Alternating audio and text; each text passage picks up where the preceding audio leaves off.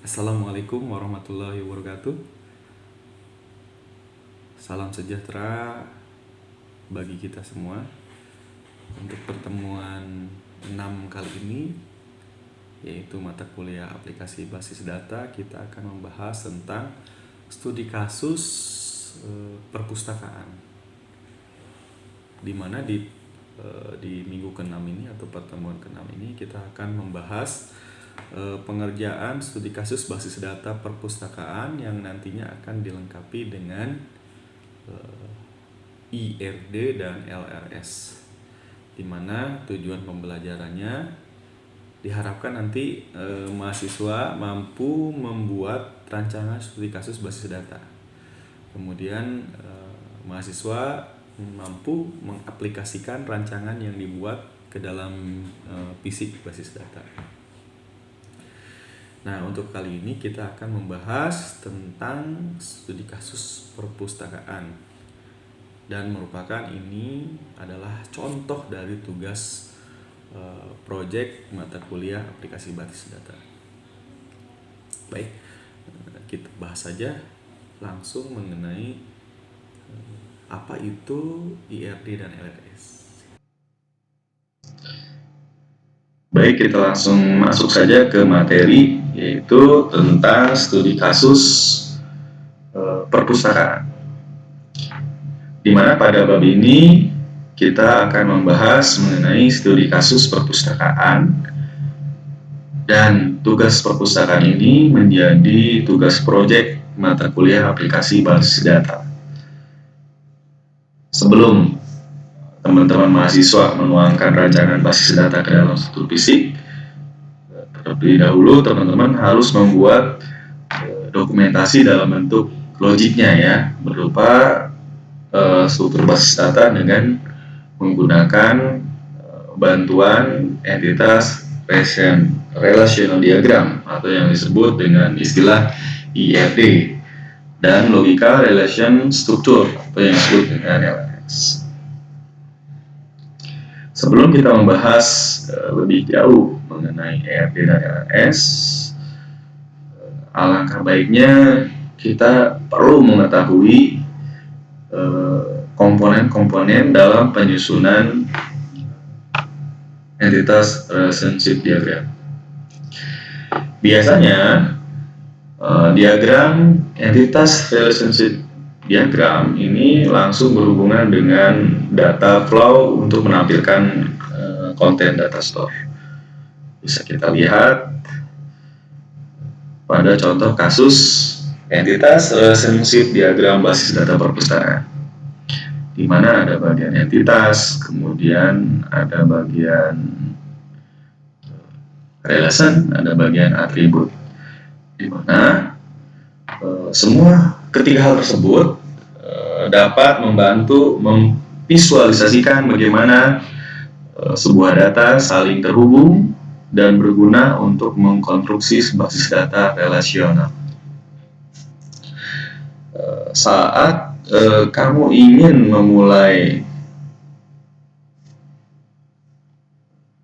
membuat ERD, ada beberapa istilah umum dan komponen ERD itu yang perlu kamu pahami terlebih dahulu. Di antaranya tadi setelah saya sebutkan, yaitu entitas atau entity, ya, di mana sebuah entitas atau entity itu sangat berperan penting dalam pembuatan IRD. Ya, contoh di sini, ya, kita perhatikan kembali slide-nya, ya, di mana sebuah entitas tersebut adalah kumpulan objek ya, yang dapat diidentifikasikan secara unik atau saling berbeda.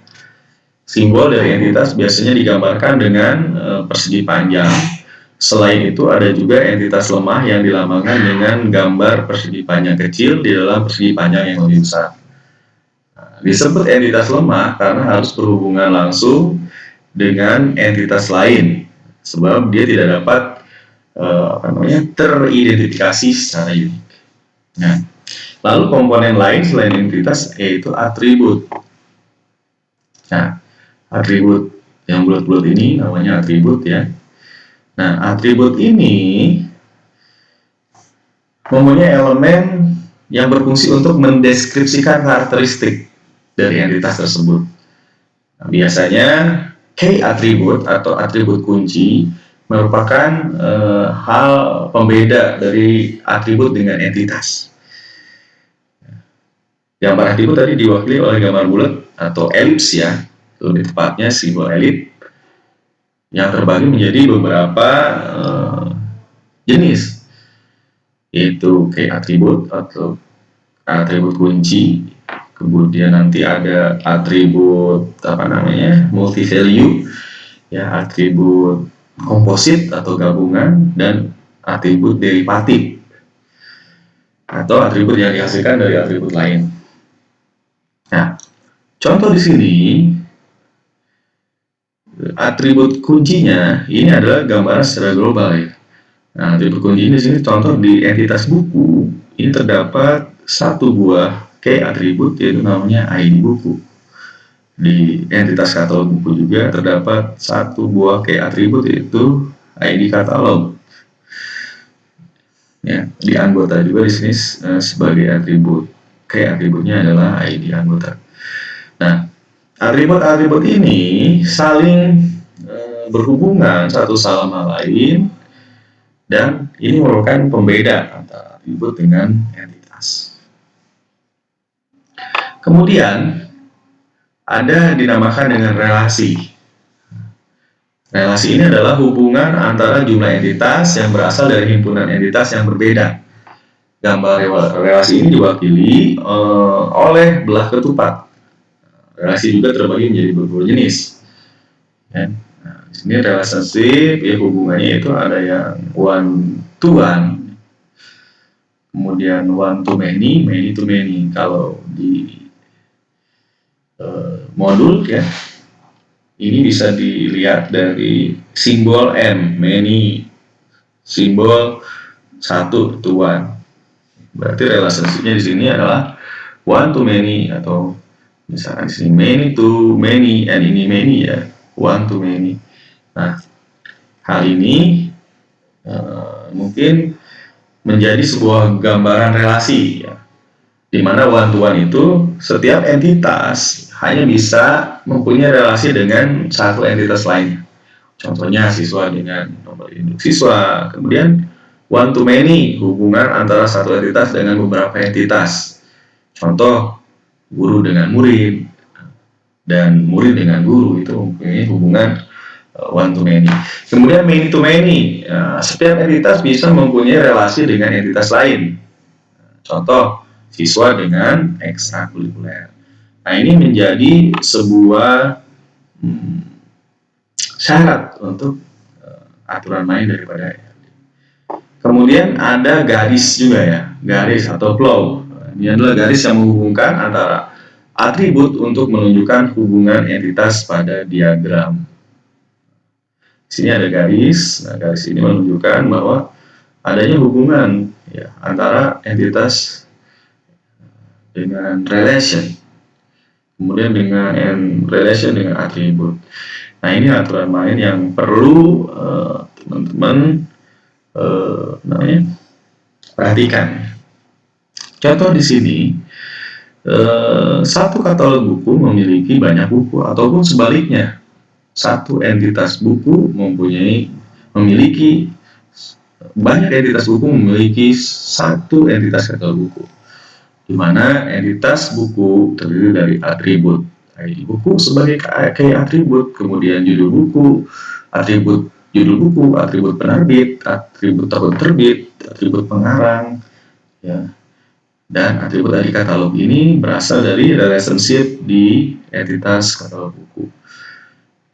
Nah, kardinalitas ini dinamakan dengan kardinalitas ya. Contoh misalkan banyak buku memiliki banyak peminjaman ya. Nah, ini berarti hubungannya yaitu many to many ya, menghasilkan relationship banyak ke banyak.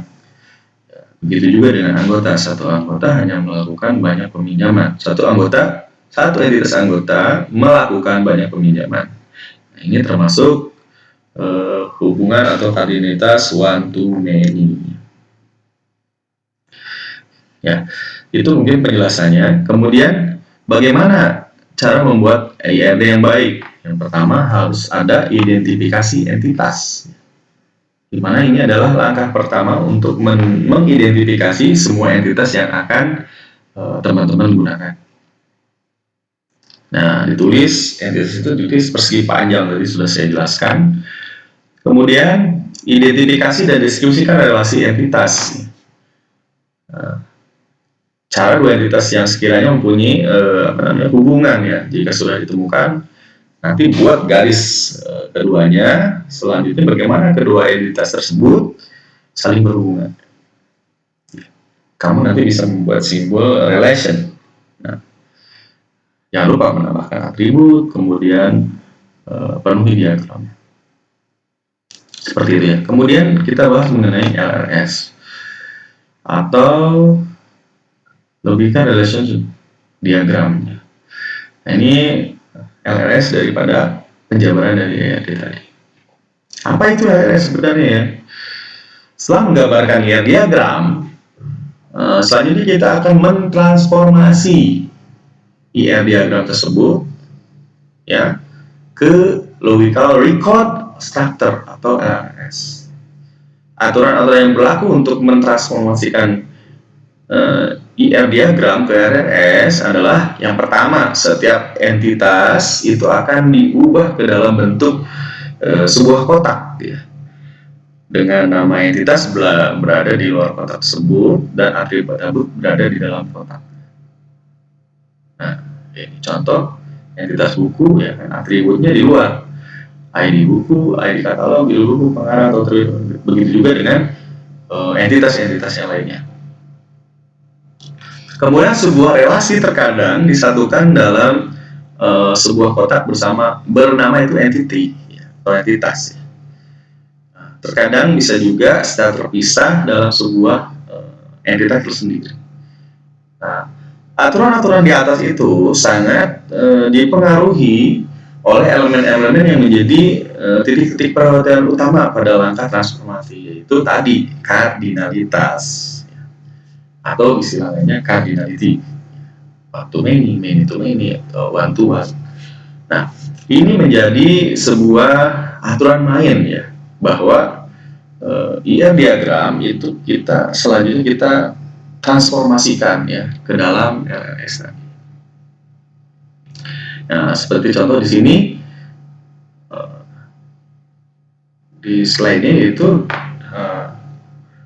buku, entitas katalog buku, entitas peminjaman, entitas anggota, dan detail pinjam. Nah, detail pinjam ini dihasilkan dari kardinalitas many to many dari buku dan dari entitas buku dan entitas peminjaman, sehingga menghasilkan sebuah tabel sementara ya, yaitu detail peminjaman. Ini dihasilkan dari dari kardinalitas buku dan peminjaman, sehingga nanti menghasilkan tabel sementara yaitu detail peminjaman, di mana detail peminjaman ini menyimpan atribut-atribut dari entitas buku dan peminjaman, karena terjadi hubungan kardinalitas many to many sehingga menghasilkan sebuah LRS baru, yaitu detail peminjaman. Baik, cukup jelas sampai di sini. Kalau cukup jelas, mari kita coba kita praktekkan studi kasus database perpustakaan. Nanti teman-teman boleh kembangkan sesuai dengan kebutuhannya ya, menjadi basis data untuk mata kuliah selanjutnya, yaitu web programming. Baik, kita langsung saja ke latihan studi kasusnya. Seperti biasa, teman-teman buka CMD-nya ya. Baik, kita lanjutkan.